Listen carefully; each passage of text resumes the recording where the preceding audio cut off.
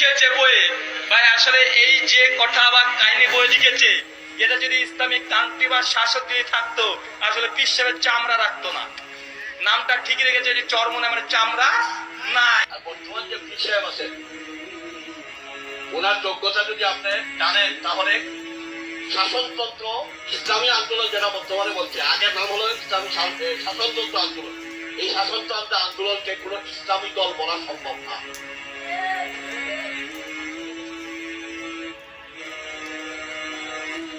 যাচ্ছে আমাদেরকে গালি দেওয়া হচ্ছে, আমরা গালির জবাব গালি দিয়ে দেই না, কেউ বলতে পারবে না। এমন কথাও বলা হচ্ছে জামাত ইসলামী কোন ইসলামী দল নয়, সে কথাও তিনি প্রশ্ন করেছেন যে একজন পীর সাহেব বলেছেন জামাত ইসলামী দল, তা যদি তারা প্রমাণ করতে পারে তাহলে আমি তওবা করে তাদের দলে যোগ দেব। আমরা বলেছি যারা এরকম কথা বলেন তাদের খাসলাত পরিবর্তন না করলে আমরা এইসব লোক জামাতে তওবা করলেও নেই না। জামাত ইসলামী কোন ইসলামী দল নয়।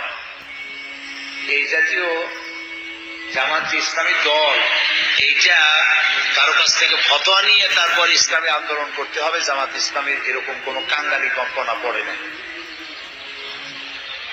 কেউ কেউ প্রশ্ন করেছেন আপনারা এই চ্যালেঞ্জ গ্রহণ করেন না কেন? আমরা জবাবে বলেছি হেরিকেন যদি সূর্যের আলোকে চ্যালেঞ্জ করে, সূর্য হেরিকেন বা মোমবাতির আলোর চ্যালেঞ্জ গ্রহণ করে না। জামাত ইসলামী সারা বিশ্বে পরিচিত স্বনামধন্য কোরআন সুন্নাহর পূর্ণাঙ্গ অনুসারী একটি ইসলামী দল, লক্ষ কোটি জনতা এর সাথে সামিল আছে। সুতরাং জান্নাতের চাবি কোনো পীরের হাতে নয়, তথাকথিত কোনো মুফতির হাতে নয়, জান্নাতের চাবি আল্লাহর কাছে। সেই চাবি পাওয়ার লক্ষ্যেই এদেশের লক্ষ কোটি জনতা জামাত ইসলামীতে সামিল হয়েছে এবং কাজ করে যাচ্ছে।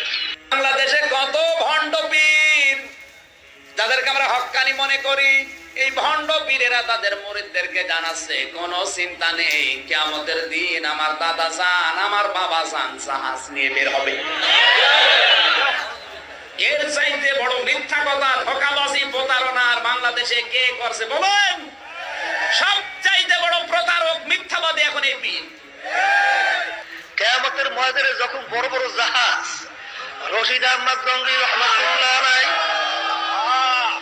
আল্লাহ হাজী ইমদাদুল্লাহ মুহাজির মক্কি রহমাতুল্লাহ আলাইহি, সৈয়দ ইসহাক সাহেব রহমাতুল্লাহ আলাইহি, উজানির কারি ইব্রাহিম সাহেব রহমাতুল্লাহ আলাইহি, বাবারে আল্লাহু আকবার, আল্লাহু আকবার, আল্লাহ, সৈয়দ ফজলুল করিম রহমাতুল্লাহ আলাইহি যখন কিয়ামতের ময়দানে বড় বড় জাহাজ দিয়ে রওনা করবে, এই জামাত যেখানে যেখানে লাগবে ওখানে ইসলাম ধ্বংস হয়ে যাবে।